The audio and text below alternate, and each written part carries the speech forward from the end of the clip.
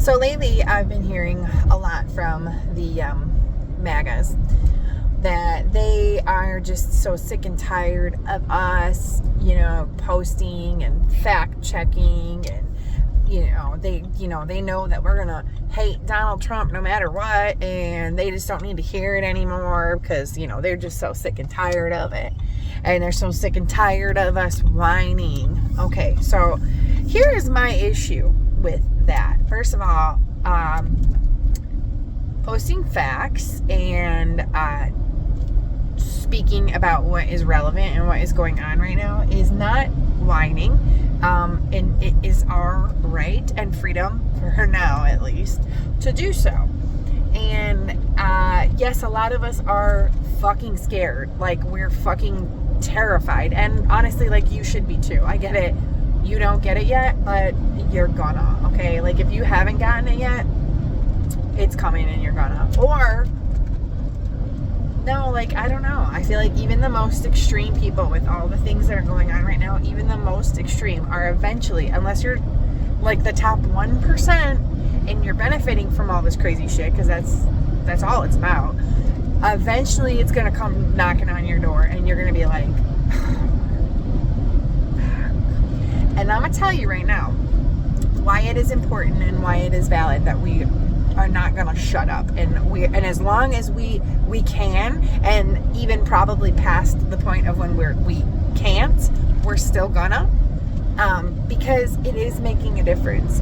Because it is changing the thought process. There are people that are out there, and trust me, I know this. Trust me, I know this, because I'm watching it happen in my own personal life with people near and dear to me. There are people that have been on the extreme side. Sorry, I'm just actually, like, as I'm saying this, I'm just driving past a farm right now that used to be covered in Trump flags, and they're all gone. They're all gone. Not a single one. I that literally, like, really, like, you can't see it behind my bed. That literally just happened in real time. Like, as I'm saying it, I'm driving past a farm that I drive by every single day on my way to work. It's not far from my house, and I'm not gonna, put the farm on camera. I could have turned my camera on, but I don't want to put anybody on blast. But they have very large grain mills and several barns and sheds and buildings, and I mean, there were probably previously 4 or 5 at least flags, big Trump flags, all over that farm, and now there ain't a one. I mean, I'm not saying, but I'm saying, okay? Anyways, point being, it is literally happening in real time in my personal life. I am watching some of the most extremists say, wait a minute, he did what? Wait a minute, he said what? Wait a minute, he's not doing what? Wait a minute, he's not saying what? That's right. We try to tell y'all.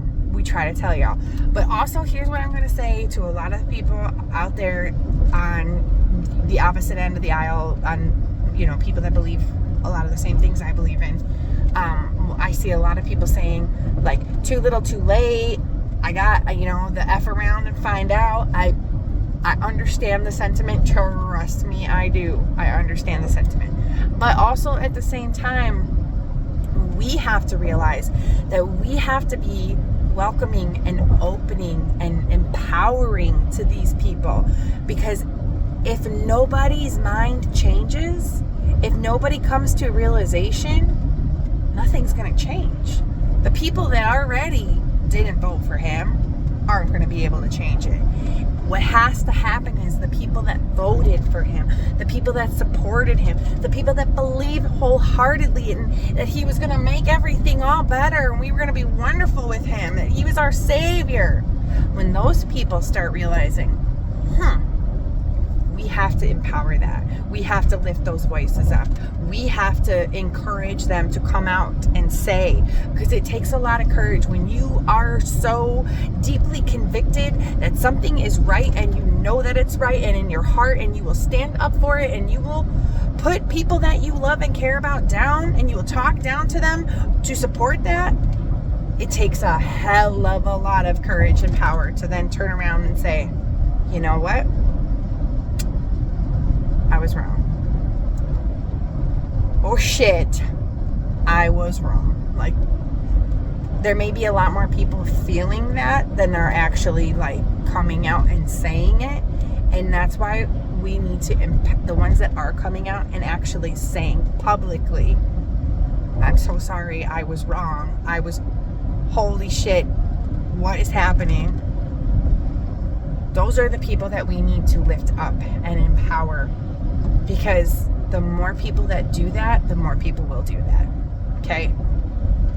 The more people start coming out and saying, I was wrong, this is wrong, wow.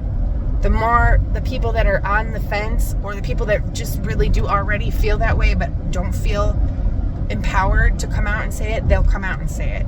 And that is how we resist, and that is how we take action together. That is how we come together.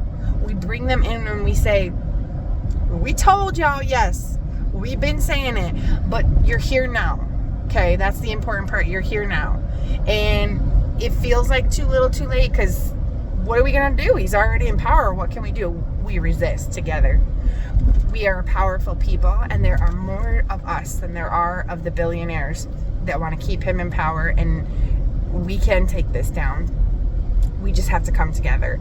And the more extremists that come out and speak against it, the more we can push on those people in Congress and in the seats of power that legitimately have the power to do something.